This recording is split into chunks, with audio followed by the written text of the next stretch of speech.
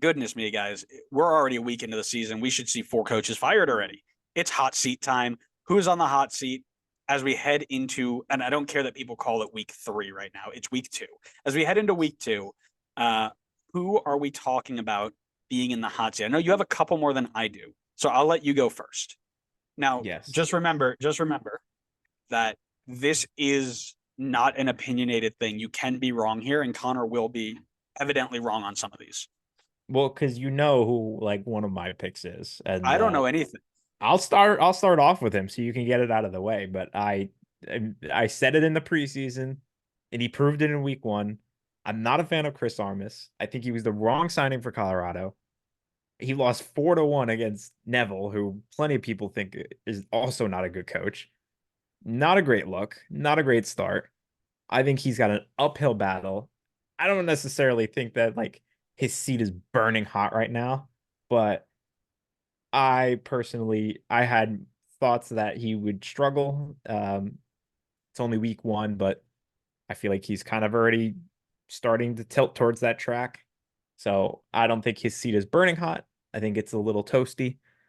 And if he doesn't get it, if he doesn't turn things around, granted it's only 1 game again, but if he doesn't turn things around, I think his seat will only get warmer and warmer because the organization, a team not known for spending much, finally broke out the checkbooks and brought in a lot of good players. I don't know if they're going to be in a situation where they're going to be super patient after that. And so I will see how long of a leash he gets. I mean, Frazier was there for a long time, so they could be pretty good about supporting their head coaches.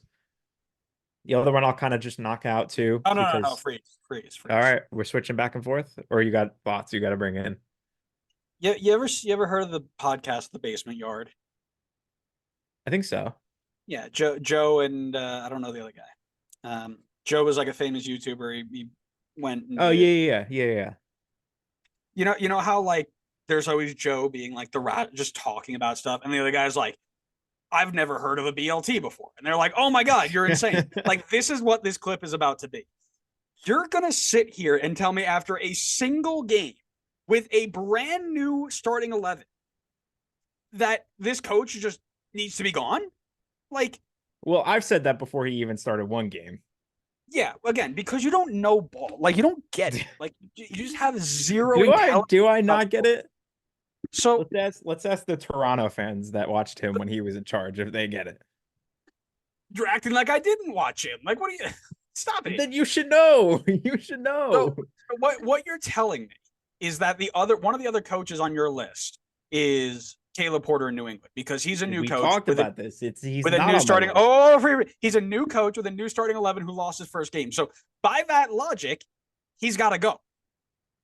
His team got a red card in 25 minutes. Oh, there we go. And Porter has 2 MLS Cups to his name. What does Chris Armas have? What does Chris Armas have? Just multiple stints in Europe. Yeah, like that doesn't happen. He was just on vacation. I don't need to hear this nonsense and this garbage of not understanding like the window of adjustment in these sorts of environments, right? Like you've got a group of a bunch of players that we said in our preview that is going to take time to gel. Like that was the big question a bunch of us had was how long is it going to take to gel? And that's going to determine things. But never once did we say, if Chris Armas can't get it to gel within 90 minutes of the season starting, he's got to go, brother. Like, that's not how this works. I didn't say he had to go right this second. First of all, I said he had to go before the season even started. I did not like his appointment at all. I made that clear. I don't think he gets sacked anytime soon. Like, I seriously, I don't. I don't think he gets, like, fired within the first at least 15, 20 games. But I'm just using this as an opportunity to once again spread my displeasure of him being in charge of Colorado. That's all. I'm just taking this as an opportunity because you handed it to me. Using it as an opportunity to advance your garbage agenda. That's what you're doing. So what I'll say is this is Connor's BLT moment. And I think that's really exciting for him. He'll get to look back. I don't think that's my BLT moment. He'll get to look back on this and be like, wow, I don't know anything. It's great. I can't wait. I'll look back on this when Colorado is in like 13th 20 games into the season because they can't get their system to work under Chris Armas, and I'll look like a genius. You'll look like something, that's for sure. Let me get my other one out of the way because I think we're gonna have the same last two. And my other one is Peter Vermees because that was my bold prediction. So I kind of just have to stick by my bold prediction here and say that his seat is warm. I mean, obviously week one, it wasn't like he went out and had a stinker, right? Like it was a 1-1 draw. Like he's not gonna have his seat on fire after one game. But I mean, I think his seat was already a little bit warm coming in from last season. So unless he kind of shows that this team has like the potential to be a playoff team this year, I think his seat will stay a bit warm. I lose brain cells every time I talk to you. I swear to God. Like you can still keep your bold prediction and not say dumb stuff in this segment. Like, you know that, right? Like, there was no obligation for you to be like, oh yeah, like I said that in the beginning of the season, that by the end of the season, that this coach would be gone. So I'm gonna say that he's on the hot seat. Like that, what nobody required that to happen. Like, I just want to put that out. I don't think. Listen, we're talking about hot seats one game into a season. Like, what do you want me to do? Like, nobody is in a situation where they're getting fired tomorrow. There It's are just not. absolutely coaches that are on the hot seat right now, but those two are not them. Nobody is getting fired tomorrow. None of them No, are. but we're not We're talking one about game getting into the fired from. season. Nobody is getting like.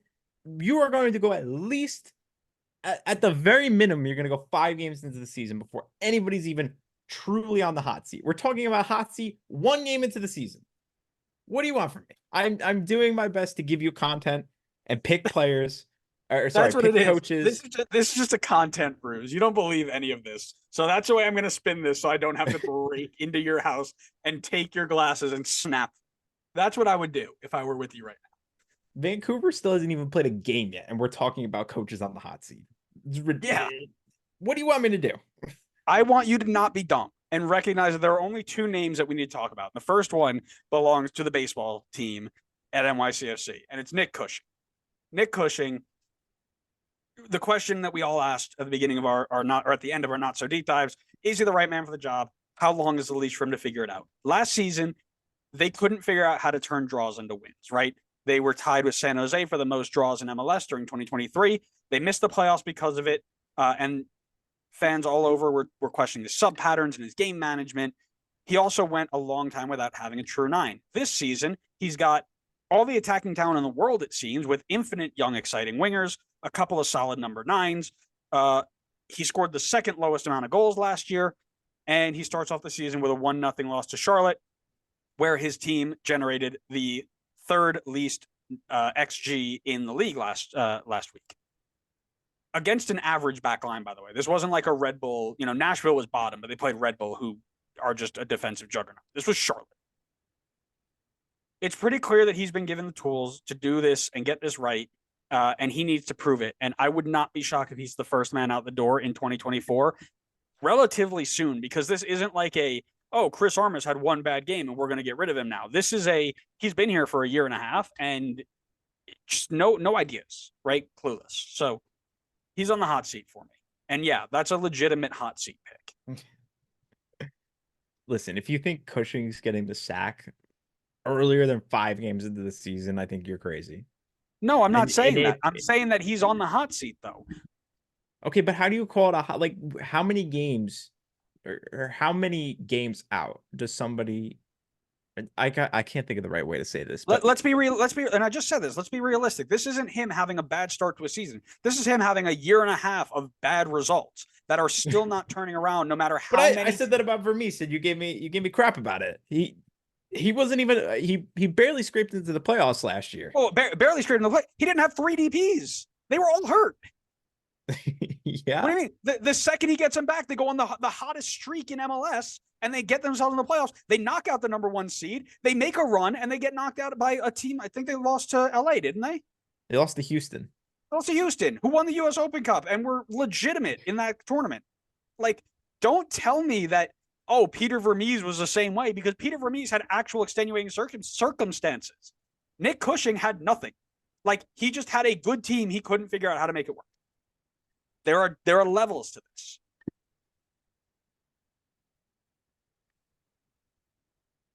Do we want to Who's talk your about do we want to talk about where SKC was in the year before that then? no? Because they also were missing players. Anyways, give me your next player because I'm tired of this. Okay, so I also had Cushing, so I'll skip over that one. The other one I had was Josh Wolf for Austin. And Austin's kind of a really I think it's a tough situation because I think the roster is kind of garbage, but I think evidently considering where they were last year and where I think we're looking at him going this year, would not be surprised to see him get canned at some point early on in the season. But do I think that's the right decision? I'm not too sure. I'm not sure someone could come in and really right the ship on this one. I think Austin's in need of a rebuild, and I don't think they put that in motion this offseason. I don't think they worked their way towards a rebuild. I think they brought in more aging players to try to solve the problem now. So I also have Josh Wolf. So you're 2 for 4. That's good. You're 50%. That's great. Um, listen, he had a really good 2022 season. He came back in 2023, missed the playoffs by 5 points, and had a magnificent loss to Haitian side Violette in the Champions League. This season, he starts off the comeback trail with a 2-1 loss to a Minnesota team with no head coach and missing two of their best attackers. The way I see Josh Wolf is if these losses add up, the ones that they think they should be winning, they've got a good squad. But if the losses add up that they should be winning, it's going to be really, really tough to keep the locker room content and from boiling over. Somebody's going to put it together that the coach isn't getting it done, and the only way to save this is to switch things up. Right? I think Josh Wolf has done a great job in Austin, building them, getting them to where they were in 2022. But kind of like Adrian Heath in Minnesota last year, like there are just limits to teams and how good coaches can get them to be. And sometimes you just need new ideas and a new face. And that might be Josh Wolf. So Yeah, I seats are mean, warm, baby. I think I think he if he had not had his 2022 season with Austin, he's probably gone after last season. Agreed. Last season was a wreck for them. I mean, it was really, really bad. I feel like at this point, 2022 starting to look more like the outlier and not the commonality here. I think he maybe just got the most out of his team, and maybe it's just that the roster is just not that good. I think that's kind of I feel like the consensus we came to when we were talking about them preseason. Like it's just not a great roster. Well, we'll leave that up to discussion for our listeners and our supporters. So